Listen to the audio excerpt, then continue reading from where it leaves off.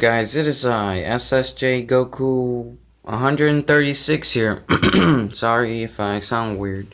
And today I am going to be reacting to part 3 of 3 scary horror, hotel horror stories from Mr. Nightmare. So without further ado, let's get into this last story.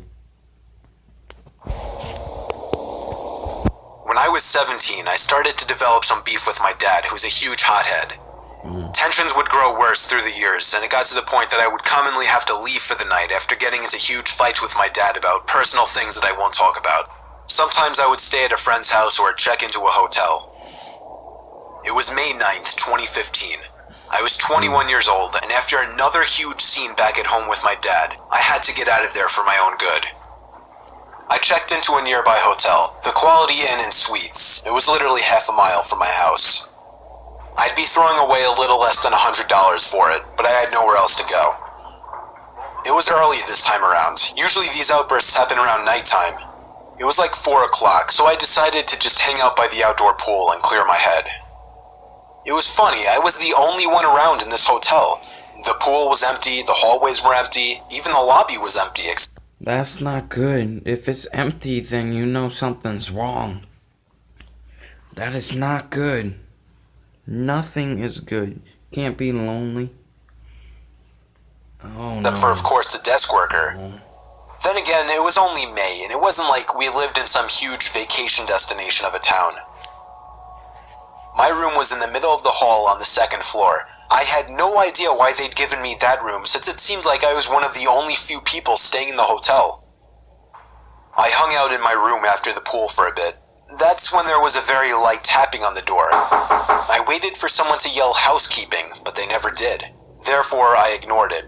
And to my surprise, even though I had the do not disturb sign on the door handle, I heard the beep of the lock on the door, and then I heard the door slowly opening. I called out, no thank you, not right now. I couldn't see the employee at the door because there was a wall that blocked the view of the door from the bed. There was a pause, and I repeated myself, growing a bit curious. Suddenly, the door slammed shut. It actually startled me. I got up to actually go follow them and tell them that that was rude. When I stepped into the hall, I looked to my right. Nobody. I looked to my left, and at the end of the hall, I saw the right leg of a woman turning the left corner further down the hall before disappearing. How did she get there so fast, I wondered. I ran down to the end of the hall, and that's when I heard another door closing. When I turned the corner, nobody. Just maybe 20 closed, unoccupied hotel doors. I was so confused and honestly a bit freaked out. I went down to the front desk to complain about the rude employee. The woman at the counter said that must be Rosa. She said she would question her about slamming the door later on. I thanked the woman and then went out to eat at the nearby TGI Fridays down the road. When I got back to the room, I was on the phone talking to my mom, who said that I shouldn't come back because my dad was still super pissed. I entered my room and told her how depressed I was with all this fighting bullshit, and she understood. When I hung up, it was only 8 o'clock. I wanted the night to be over. I brushed my teeth, watched a little TV, and went to sleep at around 9 o'clock. I awoke to a noise. At first, I didn't know what it was. I rubbed my eyes, sat up, and listened.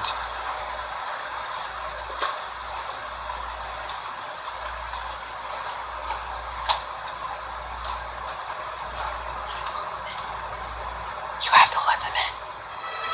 There was somebody standing at the left edge of my bed, towering over me. I screamed and felt like throwing up at the same time. It was a dreadful, horrifying feeling.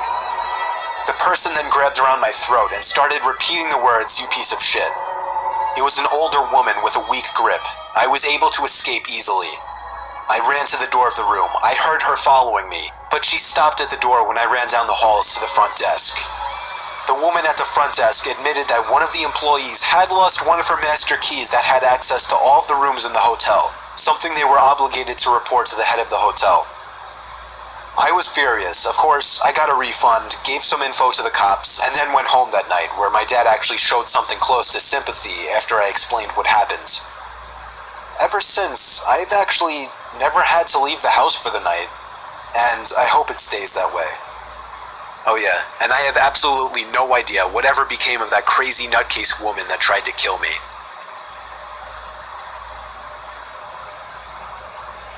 Well, I hope you guys enjoyed this. This was 3 scary real hotel horror stories from Mr. Nightmare. So go check him out.